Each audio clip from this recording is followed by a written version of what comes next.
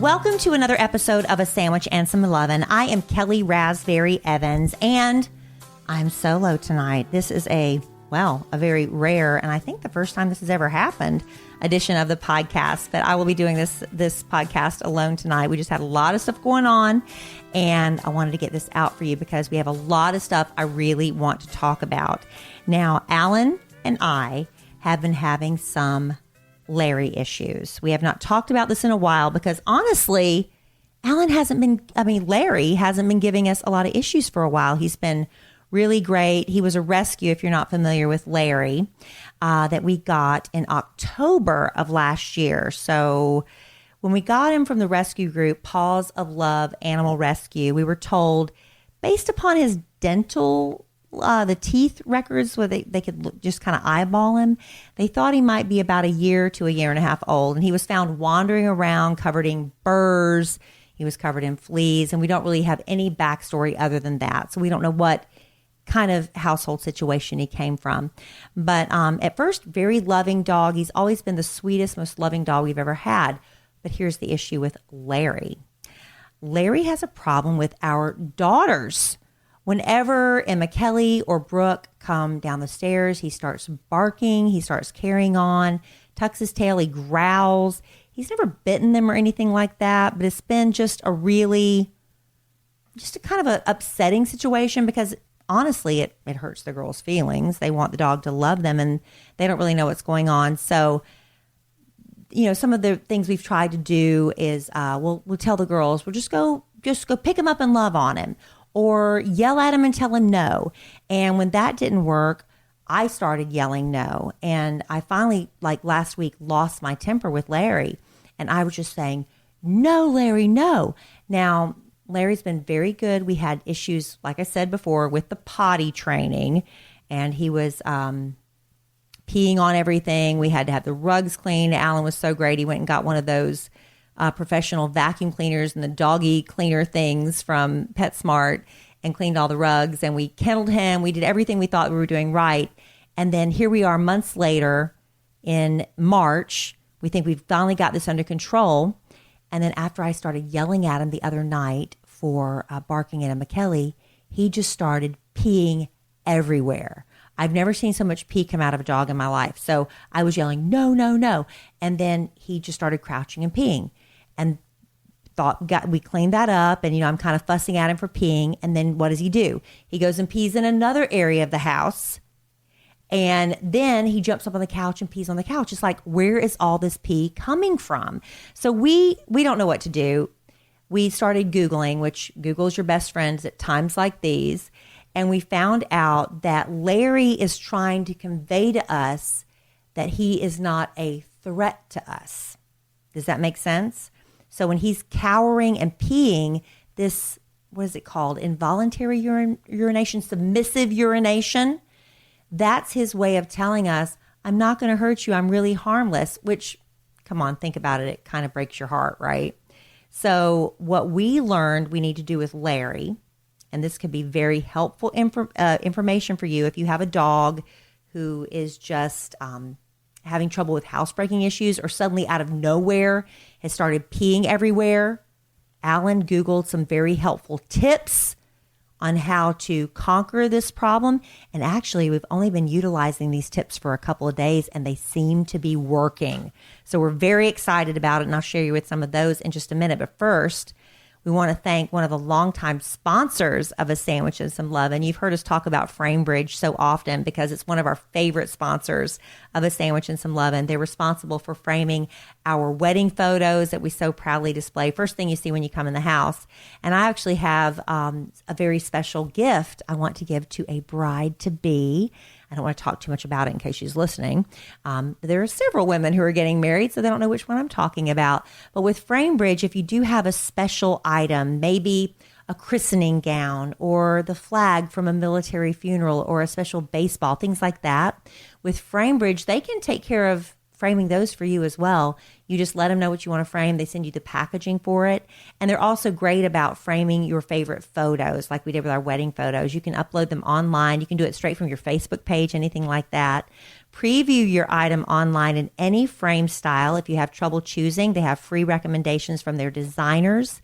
They do the most beautiful custom framing job. They deliver the finished piece directly to your door. It's ready to hang super fast. You're going to be shocked.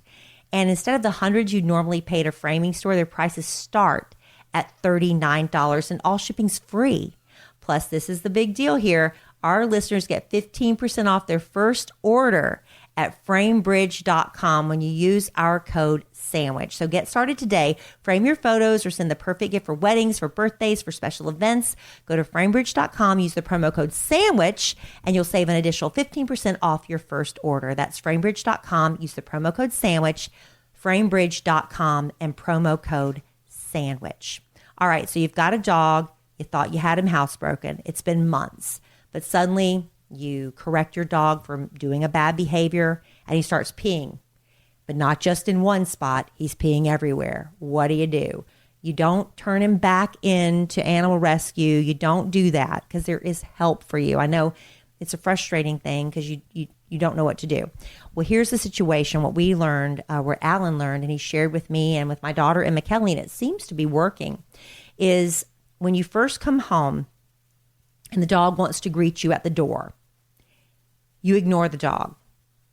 Now that goes against every instinct you have. The first thing you want to do is scoop up that dog and love on him and just rub his ears and just rub him and just tell him how much you love him. But that's a mistake, especially in a dog in this situation. Now maybe this will change later. I need to Google that part. But for now, we're ignoring Larry when we walk in the door. And he's jumping around. He's wanting us to pick him up and all that stuff. But you have to, as hard as it is, ignore him. And then eventually when he calms down and he comes to you, you can pet him. But here's the deal. You don't pet the dog on the top of the head. When you do that, for some reason, they translate that as being punished or being corrected. And that could cause this spontaneous urination. So what you do is you just kind of tickle them under the chin, or you rub them on their bodies, you pat them on their bodies, but you don't pat them on the top of the head. All right? So you let them come to you. You don't initially greet them and you ignore them. And if they do any of this growling behavior like they do at our daughters, ignore it. You don't acknowledge it. And that's kind of the thing I had a problem with because I was so used to correcting animals when they did bad behavior. But with a dog like Larry, and if you have the same situation, he might just be a nervous dog, a rescue. You don't know what his history is. You don't know what he's used to, but you have to not correct that behavior. You ignore it until it passes. And then when the dog comes to you, then you show him affection, but never on the top of the head. And try those things because that's what we've been trying. And it seems to be working because literally we started doing this maybe 24 hours ago. I mean, literally. So today when I got home from school with Emma Kellie, I told her to go ahead and get out of the car, run in the house first. I had some things to get out. And when I came in the house, not 2 minutes later, seriously, 2 minutes later, she's standing in the kitchen and she's cradling Larry in her arms and she's rubbing him. She's stroking him. And I said, what happened? She said, I just ignored him and he came up to me and wanted me to pick him up. Isn't that crazy? Now, I'm not sure it's going to happen like that every time because honestly, about, I would say maybe an hour later, he was growling at her again when she left the room and came back in. But rather than giving him attitude, me fussing at him, we just ignored him and eventually the growling stopped. So we're going to keep up this pattern and see if it helps and works. And if it does, great. And I'll give you another progress report on the next podcast. If it doesn't work, I'll let you know that too. But so that's the thing is ignore the dog. Okay. So keep that in mind for your doggy issues. And here's another thing. We have another sponsor for A Sandwich and Some Lovin', Ollie, myollie.com, which we've been getting Larry's food from, and he's really been loving it. And the thing I also love about this website is they have I guess you call it a blog. I call it a blog, a fancy term, but it actually gives some really interesting articles about doggy behavior, how you treat dogs, how you're supposed to respond to certain behaviors. And they recently did a blog, which I thought was super interesting. And I pinned it because I wanted to share it with you guys on A Sandwich and Some Lovin'. And it was It's called the Dog-Eared Blog. There you go. That's the title of the blog, the Dog-Eared Blog from myollie.com. And this article is called Why Dogs Do Weird Things. And I thought it was pretty interesting. So just say like I'm just going to quote from the article here. They say, for instance, you're watching TV, all of a sudden your dog jumps up on the couch or jumps off the couch where you've been just stroking her, rubbing her. Everything's been fine. She maybe even was snoozing, but then she starts scooting her butt across the floor. What is that about? I've always heard it's because your dog's got, some sort of bug or worm or something like that, right? Well, dragging their rears across the floor, actually, there are several possible reasons for this behavior. They say it depends on the age and the sex of your dog. It could be something as simple as too much fur around the behind area, or, I hate to use this term, I hope it's not offensive to anyone, dingleberries. The little feces hanging off the fur. In that case, you just need to give them a bath and a good haircut to solve the problem. I used to keep these men's beard shavers, those beard trimmer shears. I kept those underneath my bathroom sink when I had George, and because he was a Yorkie poo, and he would get that poodle type curly fur and around his butt between trimmings, because honestly, I thought he was really cute when you grow his hair out and he's looking all cute. But when he went to go poo, that was an issue. So I kept those shavers just for George's rear end, and that helped solve the problem with that. This article also says there might be an underlying health issue like hormonal imbalance or impacting of the anal glands, which is something I didn't know about growing up. But apparently when you take your dog to the vet, they express the glands. It's the most nasty smell in the world. But sometimes when they start dragging their bottoms across the ground, across the carpet, that means their anal glands need to be expressed. You need to go get that taken care of at the vet. You do not want to do that yourself. So the blog, Dog-Eared Blog, also says in this article, why dogs do weird things. What if they start humping your leg? What if they start humping another dog? What if they just start humping a pillow and you had your dog fixed? So what is that about? You thought when you got your dog fixed, they stopped humping, and that is not the case. And what about your girl dog humps? I always thought that was a male dog thing, but when I got a girl dog one time and she started humping, I'm like, I don't know what's going on at this point.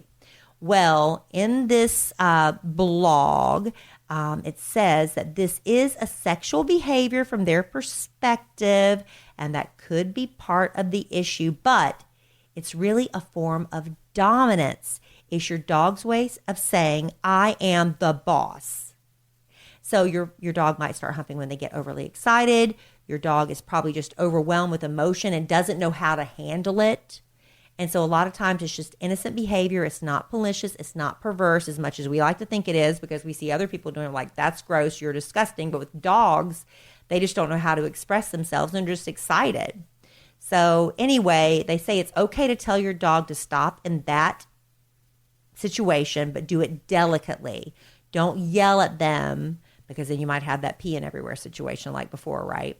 But they say if you just gently kind of say, stop doing that, separate them from whatever they're humping, a pillow, your leg or whatever, and then turn their attention to something like a toy or a treat. So what if you have a dog that snacks on poo? Now, I have not experienced this behavior with Larry, but with my last dog, George, I don't know necessarily that he was eating poo, but he loved rolling around in squirrel poop. It was the most disgusting thing, because he'd come in the house and he reeked, because squirrel poop has this special fragrance that I can't describe it to you, but it's horrible. And I was having to give him baths constantly. So what is it about squirrel poop? What is it about dog poop that makes them want to eat it? This is kind of gross, right? Well, they say that it stems from the fact that dogs, or it may stem from the fact that dogs evolved from wolves. They said they've observed wolves cleaning their dens and mothers eating feces because it prevents their babies from eating it and possibly getting a parasite. So a mother's doing it to sacrifice herself so her babies won't get this parasite. How about that? They also say it could be that your dog eats the poo as an instinct to ingest extra fat because he's not getting enough of that in his diet. Isn't that interesting? Because I know a lot of times pregnant women crave certain things, and it's because they say that there's a biological reason for that your body's craving certain vitamins or nutrients. I know my mom said when she was pregnant, she craved crushed ice. Come to find out it had, I want to say nitrogen or something in it, that her some vitamin deficiency that was in crushed ice. But how do you instinctively know that? That is so crazy that I just got to have crushed ice. You don't know it's because there's some nutrient in there you need. You just know that you want it. That is such a miracle of nature given to us by God, right? And they say dogs not getting enough fat in their diet is especially true when you see them creeping around, if you have a cat, in their litter box. How about that? They say that while dog poop has a fair amount of fat in it, the cat food might have even more. So your dog's going for that because it's a way to preserve their energy in the same way that rabbits do and other animals that have to kind of fight for their food. And then there's another reason that your dog's just curious. They say that dogs are scavengers. They are omnivorous, which means they eat everything. And when they detect the smell of fats and proteins in the dog poop, they just might find that too tempting not to at least give it a try. And if that wasn't disgusting enough, let's move on to something else that's not probably quite as gross. How about your dog making moves and grunting and kind of whimpering and growling and grunting in their sleep, which is really cute, right? But is your dog really dreaming? Well, yes. According to the dog-eared blog from myollie.com, that just like humans, dogs go through 3 phases of sleep. They have the light sleep, the REM cycle, the REM cycle, and deep sleep. So when you notice your dog is twitching or kicking or making noises when he's asleep, he's probably in that REM cycle of sleep, the phase when you're having dreams. It has to do with the way your brain is storing your memories. So when your dog's whimpering or kicking while he's asleep, the chances are they're in REM and they're dreaming about chasing birds or playing in the park or having fun with you or something like that. I guess it could also be a nightmare for dogs, right, too? The physical responses dogs have while dreaming, they're usually pretty cute, but if it's, bothering you, if they're shaking and they're barking, you think, oh my gosh, this is a bad thing. Should I wake my dog up? It looks like they're having a nightmare. This veterinarian says no, does not recommend anyone interrupting that sleep cycle because there's a chance your dog will be startled and might bite you. And that's not a good thing, but their instinct takes over and they could just snap. So the REM cycle, as you should know, only lasts a few minutes. So just wait till they calm down. And then maybe when they're past that frightful, fretful stage of sleep, you can wake them up during a lull. And before I get to some other weird things your dog does, that this blog explains, let me tell you about this other product we love. We have some great sponsors with a sandwich and some lemon for a while now, and Liquid IV is one of our longest running sponsors. And I'll tell you what, Alan and I have both been trying to drink a lot more water. It helps with, flushing out toxins in your body. It helps with, flushing out the fat. We've both been on weight loss regimens. And also, if you are a runner, or if you've been I know a lot of people on spring break went up to those high altitudes and they experience the altitude sickness. You know what the problem is? Dehydration. And you might think you're drinking enough water, but what if you could double that water intake, get twice the amount of hydration just by adding this little packet of Liquid IV.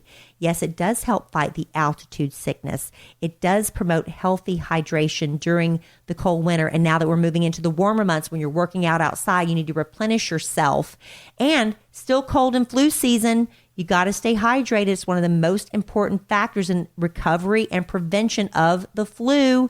Liquid IV contains 110% of the daily value of vitamin C and B12 that you need. Now, Liquid IV is not just your average electrolyte drink mix. They use a lot of real scientific stuff, people, a lot, but it's just a specific ratio of glucose, which is pure cane sugar, this sodium, which is mind salt, and potassium. And when you mix it with a 16-ounce bottle of water, it helps your body absorb more of that water and the nutrients that you drink directly into your bloodstream. It's non-GMO. They've got clean ingredients. It's vegan, gluten-free, dairy-free, soy-free, and it's a healthy alternative to traditional sugary sports drink. No artificial flavors, but really great flavors. And Liquid IV, we highly recommend it.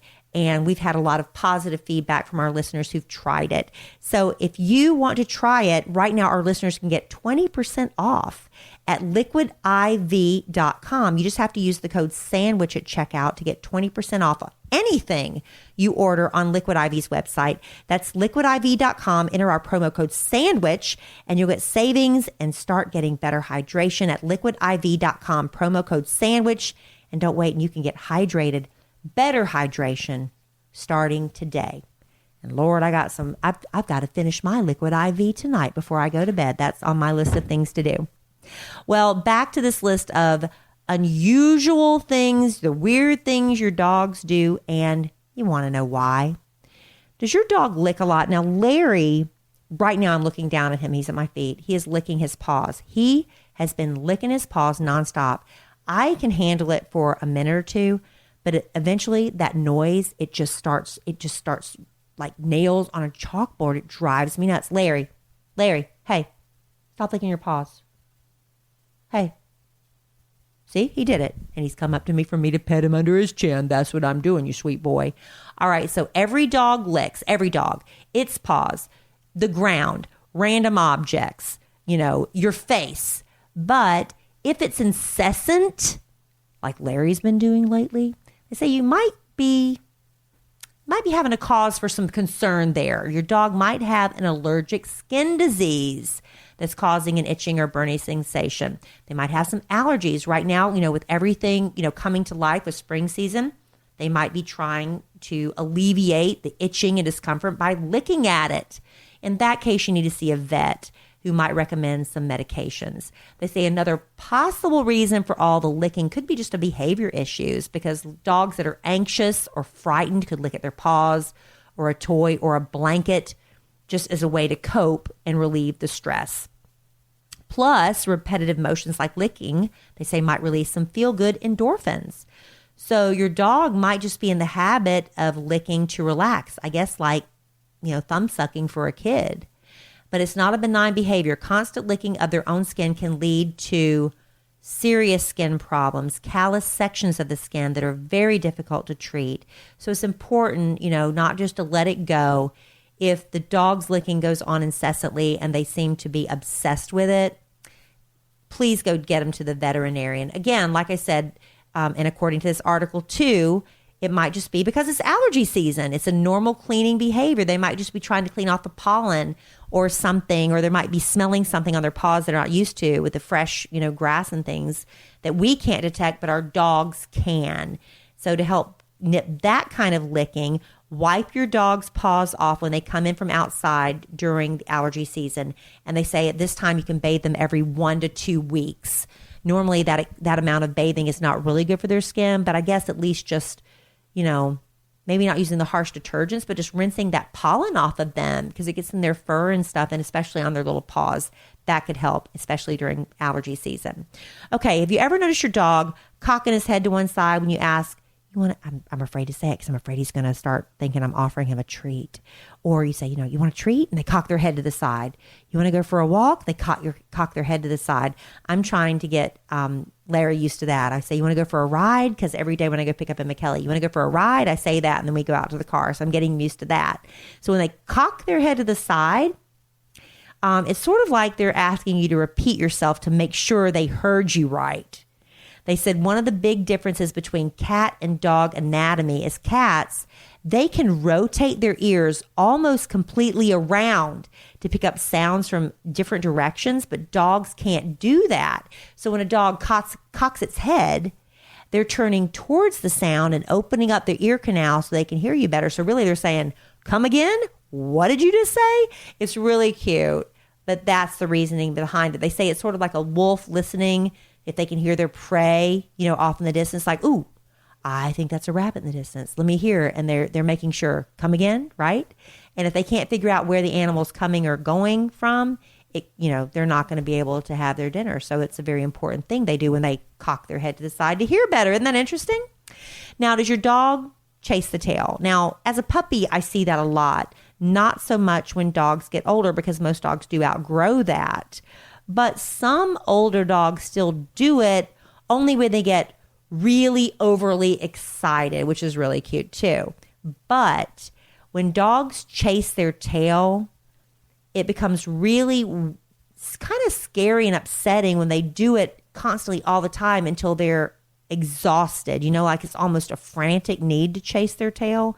So if this is your dog, what this article says, this blog says from myollie.com, is dogs can develop behaviors where they feel compelled to do something over and over. So it's like your doggy has OCD. This one vet said she's seen dogs chase their tail and run in circles until they literally collapse from exhaustion. So if your dog seems way too preoccupied with her tail, take her to the vet, because they do have, doggy medications, but they also say it's something that can be solved as simple as a little extra exercise. And I know when we first got Larry, Helen was really obsessed with that book by the dog whisperer, Cesar Millan. And they said that the majority of your dog's problems can be solved if you take your dog for daily walks. You don't realize how important it is for your dog to get out and walk. It's something about being a part of a wolf pack, and you're supposed to be the head wolf. You're supposed to be alpha dog, right? And you don't let the dog walk ahead of you. You have to train it to walk next to you.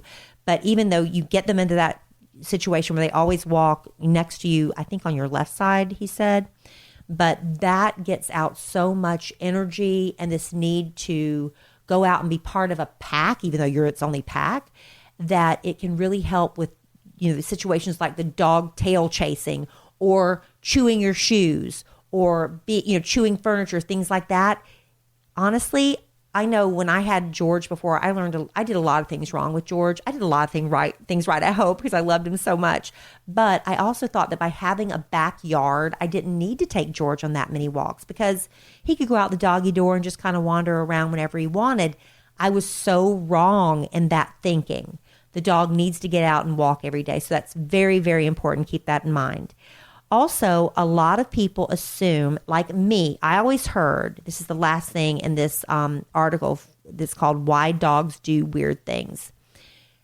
Does your dog eat grass? Because I've always heard that when a dog eats grass, like, I said earlier, when a pregnant woman eats like crushed ice because she's missing a nutrient, I thought it was because the dog is sick and they're eating the grass for some sort of medicinal effect. Okay, that's what I heard. Well, I'm sort of kind of right, maybe, but not really. Okay, so this vet says it's likely just caused by curiosity because a lot of grasses smell really good to dogs and they want to try tasting it. And nibbling on it occasionally isn't dangerous as long as you avoid the areas that have been sprayed with pesticides and other chemicals like that, right? But munching on grass could also be a sign that your dog is feeling sick to her stomach. And she's trying to make herself vomit to get rid of that feeling. How about that? So that, I guess I was sort of kind of right with that, except I didn't know she was trying to vomit or he was trying to vomit. They said because the grass is a rough food source, swallowing the whole blades of grass can cause irritation to the esophagus and the upper stomach, and that causes the dog to vomit, which is actually totally fine as long as it only happens every once in a while. But if it happens every time you go out for a walk, that's a cry that your dog is in serious distress. There's a problem. Got to go to the vet. So if it's once in a blue moon, like maybe around the springtime when the grass is smelling really good, freshly cut grass, things like that, shouldn't really worry about it. But isn't that interesting? Because I know when I'm sick and I'm so nauseous, have you ever had to force yourself to throw up so you feel better? It's sort of the same thing for the dog. Isn't that crazy how much we have in common with dogs? I never knew it. This is the most interesting article. So anyway, we love My Ollie. We've been getting our dog food from them for a while now, a sponsor of the podcast. But I was really excited to find that article. And they have more. I mean, I could probably do a blog on dogs every week, but not a lot of people listening have dogs. So you might be like, why are you talking about dogs again? But that's what we've learned with Larry this week. So hopefully that was some helpful information to you. And we have a lot more to get to with a sandwich and some lovin'. Alan and I have been trying, we were going to talk about it tonight, but we just had some scheduling conflicts and couldn't get to it. Speaking of scheduling, that's what I was going to talk about. We were hoping to talk about tonight. Alan and I have been having some miscommunications, missed appointments where I've told you we had this appointment. No, you didn't tell me. I sat right there and I thought you wrote it down. I didn't write it down. Why don't we have a shared calendar? So Alan, I kind of accepted the challenge, not really, to find a good app that was a sharing calendar for the family where you could share calendars. Well, I'll be honest, a lot of the really good ones cost money. And I'm like, gosh, there's got to be a way to do this for free. Why should I pay? I mean, seriously, they were like $40 a year. In the big scheme of things, that's not a ton of money if you break it down. But I'm like, there has to be a free option. Well, what does your computer come with? If you have a laptop or an iPhone, it comes with that calendar, right? So I have never really used it. I'm one of those people that likes to write things down in a day planner. I love my day planner. I used to use the one that was, is it Covey? What's his name? Stephen Covey, that was the big time management person anyway. And it was a huge, like 3-ring binder. It was so big to carry around, but I loved it. And if I ever lost that binder, I was lost. But finally, it was William Covey. Was it William Covey? You might know what I'm talking about. Anyway, it was huge. I was carrying it around everywhere. I was like, well, finally, there's got to be another way, a better way. So I found a smaller day planner, and I'm still that person. I need to write everything down. And I find them every once in a while at places like TJ Maxx. They have, the stationery section. You can find a calendar there. It's by Gallery Leather, and they have a website, galleryleather.com, and you can order them online. But I can also find them like at Barnes and Noble. Okay, they're roughly, I'd say, around $20 for a whole year. You're like, girl, you're balking about paying $30-something for an app, and I'm paying $20 for a calendar. But that's what I like to use. It fits in my purse, and I like to write everything down, and I can see everything in a glance and just flip the pages. But I know we are in a technological world, and girl, Kellie Raspberry, you got to get on board. Got to get on board. So Alan decided we're going to take advantage of the calendar that comes with our iPhones and our laptops. Okay, fine. I'm like, good, I'll try it, because every once in a while, like a friend or somebody will send me a calendar invitation. I don't know how it works because I'd never sent one in my life, but it would pop up on my screen and it would say accept or decline. I would say accept because I know that's enough to do that. I'd punch accept. And then the next thing I know, about 15 minutes before I'm supposed to meet my girlfriend for lunch 2 weeks later, I'll be like, bing, you're supposed to meet Amy for lunch at this restaurant. Wow, how did that happen? I don't know. All I knew was I accepted the invitation. That was the extent of my knowledge. Now, it's a little bit more detailed than that. Sometimes you have to go and add an event and invite people, and you have to share calendars. And that's what our project was yesterday. So Alan started, and I'm at work, and suddenly I'm on my laptop, and all these invitations to accept this appointment start popping up on my screen. Bing, bing, bing, bing, left and right. He's going through the entire calendar year, 2019, and he's adding every volleyball practice, baseball practice, tennis practice, soccer game, everything he's adding in the calendar. If we have a doctor's appointment, if we have a flight, if we have vacations, all being added to the calendar. Well, I'm like, wow, this is a lot. So I just accept. Okay. Everything's fine. Well, then there are, so later in the day, I was like, okay, I think I can handle it. I think it's probably self-explanatory, right? Apple, pretty self-explanatory. So this is all coming up on my laptop while I'm at work. So then after I get off the air, I go on my iPhone because I look on my laptop. I was like, I can't figure this out. But on my phone, I pull up the calendar. Okay, there's a little plus sign. Okay, I can handle that. So I hit the plus sign. Oh, add a new event. So I'd enter the event. Okay, easy. I'd enter the start time. Great. End time. Perfect. Share the calendar.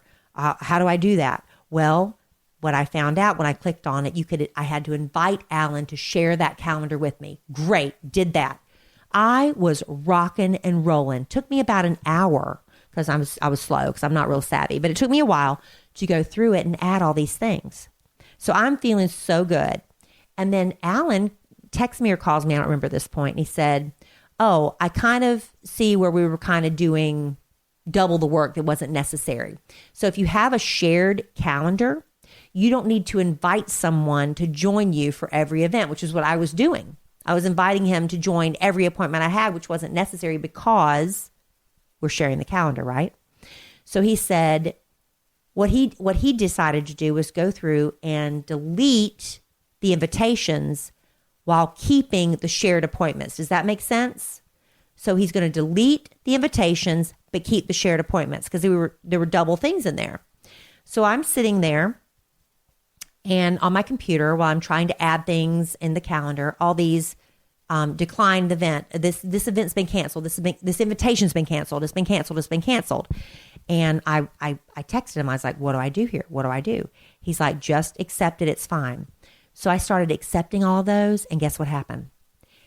Every diary entry that Alan had put into his laptop that he had spent about 2 hours working on Tuesday morning all disappeared. Gone. Of course, it's my fault. I did something wrong. I don't know what I did. I just accepted everything that he was declining. And I said, I don't know what to do. I don't know what to do. And I said, it's showing me that everything is shared with you. My calendar is still sitting here. I can see everything. Everything is still on my calendar. His is completely blank. 2 hours of work gone. So what does he say? Don't touch anything else.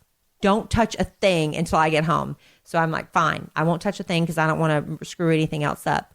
So he gets home, and a few clicks of buttons later, I delete everything on my calendar too. We're completely calendarless. But here's Kellie Raspberry to the rescue. Because I write everything down in my day planner, well, I'd say about 80% of it, because there were some things that Alan had on his calendar that I hadn't added to mine at that point. We were able to go back and retrieve most of it. Most of it, I would say, because today Alan actually missed a tattoo appointment. That was just a boo-boo. But man, that was complicated. We still don't know what happened. I sent invitations for him to rejoin the calendar, and it was just pending. It would never come through to him. I deleted that calendar, added a new calendar, invited him again. Pending. Didn't work. We finally deleted everything. He went in and did a new calendar schedule, invited me. I accepted. He's like, don't touch anything else. Just don't touch anything else. So I think we've got it back to normal. But y'all, that was so stressful. It's one of the most, because at that moment, he's thinking it's my fault. I'm saying it's not my fault. It's not my fault.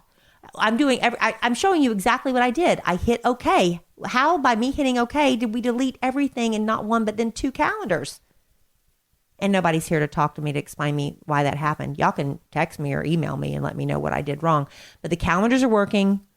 Our marriage is saved for the moment until I erase everything again.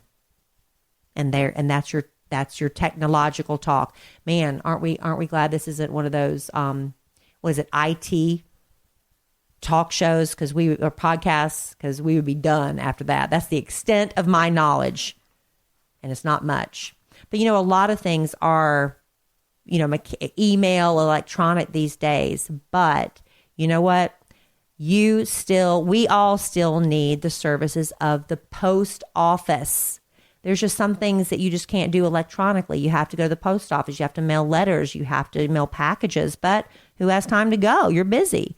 There's traffic. There's parking. There's taking all those mail and packages inside. It's a hassle. And that's why you need Stamps.com, one of the most popular time-saving tools for small businesses. Stamps.com means you don't have to go to the post office anymore. Plus, it saves you money because Stamps.com has discounts you can't even get at the post office. With Stamps.com, how about 5 cents off every first-class stamp? How about saving up to 40% off priority mail? If you're a small business, these numbers should be like, Ding, ding, ding, ding, ding. These are huge savings for you because mail is so important to your company. And plus, it's a fraction of the cost of the expensive postage meters because with stamps.com, it's included with your subscription, right? Stamps.com is a no-brainer. Saves you time, saves you money. It never closes. You get everything ready to go. You can just hand it to your mail carrier. You can drop it off at the post office at your convenience. No wonder over 700,000 small businesses already use stamps.com. And right now, our listeners get a special offer. It includes a 4-week trial plus free postage plus a digital scale. So you don't have to guess at how much any package weighs. You know exactly how much postage it takes. And there are no long-term commitments. Go to stamps.com, click on the microphone at the top of the homepage, and type in the code SANDWICH to get this special offer. That's stamps.com, and enter the code SANDWICH. Again, 3 great long-time podcast sponsors for a sandwich and some love. And thank you all so much. Not only stamps.com, but framebridge.com and liquidiv.com as well. Well, I know it's not what you're used to. It's just me and Larry didn't really have much to say tonight other than a few paw licks and a beg to be petted. But we'll be back with the both of us for another episode of A Sandwich and Some Lovin' next time. But I do appreciate you hanging out with me tonight. Kind of interesting. I don't know. Doing a solo thing. I think I'd rather do it. I don't know. I like having a partner. I miss my partner, Alan, tonight. But we'll be back next time for another episode of A Sandwich and Some Lovin'. And I hope you will join us then. We've now started recording the podcasts on our YouTube channel. Hopefully you'll go there and subscribe. We're trying to get those numbers up. Alan's actually been doing a lot of recipes. You know, we've been on this weight loss program, and Alan has been doing Instagram stories where he's doing these recipes, and then they kind of disappear unless he saves them. I don't know. Again, here I am with the technological talk. I can't talk about like that main page where you can save certain stories for ever. We're going to start having some of his recipes on the YouTube channel and some other fun things. Someone suggested I do, I get so many compliments on my skin, right? I get a lot of compliments on that. I know a lot of it is just genetics, but you know, I do have certain things I do for my skincare routine. So I might be doing a YouTube video about that in the near future, but you got to go to our YouTube channel to subscribe. Free to do that at asandwichandsomelovin.com. There's a little bell you're supposed to click on, and that gives you notifications whenever we have a new video or we're going live to record the podcast. And also, real quick, don't forget, we are going on our family vacation this summer. It's happening the week of July 8th, and we've got a special deal with our travel agent, Judy. All right, Judy has come up with a great deal with the Valentine Imperial, where it's $800 per person. It's an all-adult resort, and this is for couples. Now, when we say couples, it doesn't have to be husband, wife, boyfriend, girlfriend, or partner, whatever. It can be, we have some, from what I understand, a mother-daughter going. We have best friends going, things like that. We have a couple going on their honeymoon, and we have another couple celebrating a birthday. So it doesn't have to be, you know, a romantic relationship to go with us on our family vacation. So keep that in mind. But it is the Valentine Imperial. It's just outside of Cancun. It's going to be the week of July 8th. But from what we've understand from Judy, some people have been booking directly through the hotel. If you do that, you're not going to get the special deal with a sandwich and some lovin', because we're going to have for our podcast family that book with Judy a special cocktail party. I believe we're scheduling it for that Wednesday night. So if you've been on the fence about it, you've been thinking about it, you want to do it, but you haven't pulled the trigger, here's the thing. $50 holds your spot.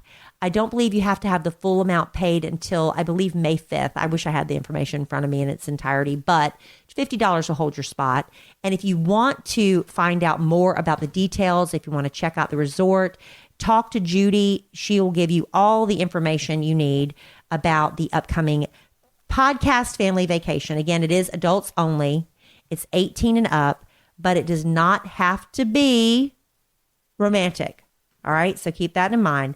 But what you need to do is go to kellyandalan.com/vacation. kellyandalan.com/vacation to get the details on this exclusive package offered by Regent Travel and our wonderful travel agent, Judy, who just helped me plan a great trip to New York City. put us in a great hotel. Judy did us right. So it's KELLIE and ALLEN.com/vacation if you'd like to go with us for the 2019 first ever podcast family vacation. We're hoping to make it an annual thing and make it bigger and better every year. All right, so that's it. I'm going to leave you now with that. And since Alan's not here to do his big close, do I do it? Let me see if I can get it right. In the immortal words of Keanu Reeves, life is good when you have a good sandwich.